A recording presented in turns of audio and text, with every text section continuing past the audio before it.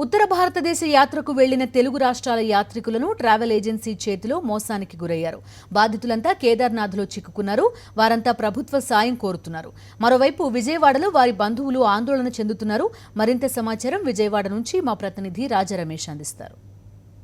తెలుగు రాష్ట్రాల నుంచి మొత్తం 100 మందికి పైగా యాత్రికులు ఉత్తర భారతదేశ యాత్రల కోసం వెళ్లిన నేపథ్యంలో ట్రావెల్ ఏజెన్సీ చేసిన మోసం కారణంగా ఒక రోజు పూర్తిగా కేదార్నాథ్లోనే ఉండిపోవాల్సిన పరిస్థితి ఏర్పడింది. మొత్తంగా వెళ్ళిన వాళ్ళలో ఎక్కువ మంది విజయవాడలోని కృష్ణలంక ప్రాంతానికి సంబంధించిన వాళ్ళు ఉన్నారు. అదేవిధంగా గుంటూరు జిల్లాలోని వడ్లమాండు, అదే తెనాలి ప్రాంతానికి సంబంధించిన వాళ్ళు కూడా ఉన్నారు. అయితే వాళ్ళ బంధువుల్లో కూడా కొంత ఆందోళన వ్యక్తమవుతుంది. ఈ రోజున వాళ్ళు యాక్చువల్గా అయితే హెలికాప్టర్ ద్వారా కేదార్నాథ్లో ఉన్న ఆలయానికి వెళ్లాల్సింది. కానీ ట్రావెల్ ఏజెన్సీ ఎక్స్పైరీ అయిపోయిన టికెట్లను ఇవ్వడం వల్ల వాళ్ళు అక్కడికి వెళ్ళలేని పరిస్థితి ఏర్పడింది. ఈ మోసాన్ని కాస్త ఆలస్యంగా గమనించారు. మొత్తం వాళ్ళ టూరే కూడా పూర్తిగా డిస్టర్బెన్స్ అయిపోయే పరిస్థితి కూడా ఏర్పడింది. వాళ్ళ తాలూకు బంధువులు కూడా ఇప్పుడు మనతో ఉన్నారు. వాళ్ళని అడిగి తెలుసుకుందాం. చెప్పండి, అసలు ఎప్పుడు వెళ్ళారు వీళ్ళు యాత్రకు?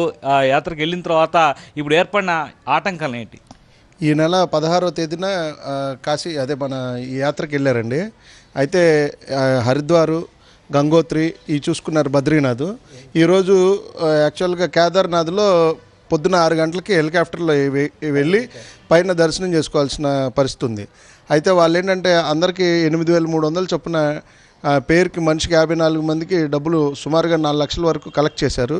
ఈరోజు మళ్ళీ ఇంకా మీకు అదనంగా ఇంకా ఛార్జెస్ పెరుగుతున్నాయని చెప్పి మళ్ళీ ఇంకొక 50,000 రూపాయలు కలెక్ట్ చేసి వాళ్ళకు ఒక టికెట్ ఇచ్చారండి, 54 మందికి కలిపి. అయితే అది ఆ హెలికాప్టర్ దగ్గరికి వెళ్ళినప్పుడు అది బోర్డింగ్ పాస్, అది అంతా ఫేక్దని చెప్పి వాళ్ళు చెప్పడంతో ప్రోగ్రామ్ మొత్తం అప్సెట్ అయిపోయింది.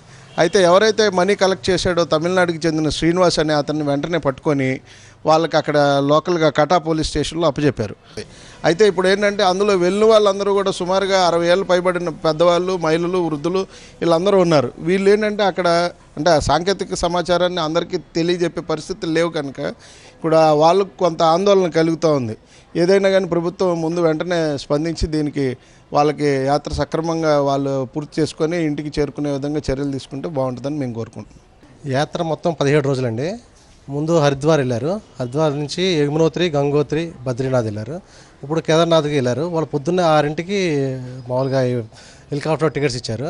వాళ్ళు మామూలుగా 6ంటికి నిన్నే రాత్రే ఆ హెలిప్యాడ్ దగ్గరికి వచ్చి కనుక్కొని వెళ్ళారు. రేపు పొద్దున్న 6ంటికి అని చెప్పారు. అని కనుక్కొని వచ్చేసారు.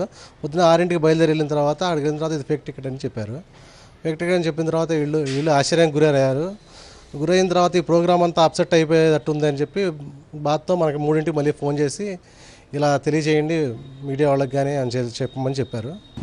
ఇది పరిస్థితి. మొత్తంగా ఇక్కడ నుంచి వెళ్ళిన వాళ్ళు మొత్తం 54 మంది. అదేవిధంగా మరొక నిజామాబాద్ జిల్లా నుంచి మరొక 54 మంది కూడా వెళ్ళారు. దాదాపుగా 108 మంది యాత్రికులు ఇక్కడ నుంచి వెళ్ళిన పరిస్థితి కనిపిస్తుంది. వీళ్ళందరికీ కూడా ఫేక్ టికెట్లను అంటగట్టిన ట్రావెల్ ఏజెన్సీ నిర్వాహకుడిని ఒకరిని మాత్రం వాళ్ళతో పాటు వచ్చిన అతన్ని అరెస్ట్ చేసి పోలీసులు అదుపులోకి తీసుకున్నారు. అయితే అసలు ఈ ఏజెన్సీకి సంబంధించిన అసలు వాళ్ళు మాత్రం ఇంకా పోలీసులు అదుపులోకి రాలేదు. దీని మీద ప్రభుత్వం తక్షణమే చర్యలు తీసుకొని వాళ్లకు రక్షణ కల్పించాలని వీళ్ళందరూ కూడా కోరుతున్నారు.